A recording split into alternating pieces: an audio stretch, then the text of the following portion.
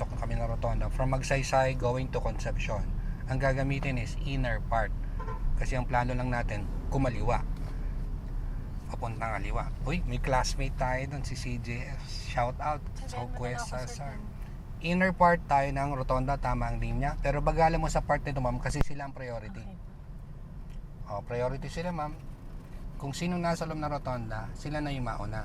Tayong papasok pa lamang ang nagbibigay ng daan.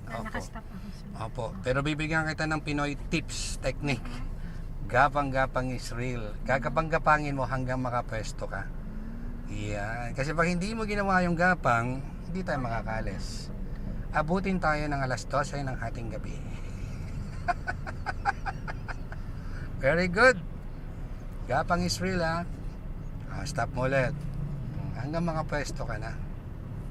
Okay, stop mo ulit. Papasukin muna natin yung ating truck na orange. Forward mo ulit. Na-block mo na siya. Stop ulit. Gawin mo smooth yung braking. Forward ulit. Tingin kaliwat kanan pa rin. Wag lang isang side. Very good. Nice one. Kailangan natin matuto pa rin ng pang Pinoy style. Distansya sa truck, wag masyadong malapit. Papunta tayo ng left ha. Pwede ka mag-signal para mas alam nila.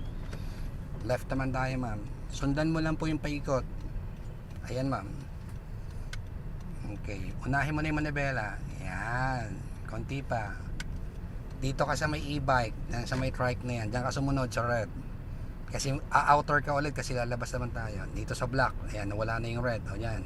Yung Toyota Vios na black. Konti pang ikot naman na manibela to the left. Okay. Tingin sa kanan. Dito naman nagagaling sa sakyan. Hinto mo ulit.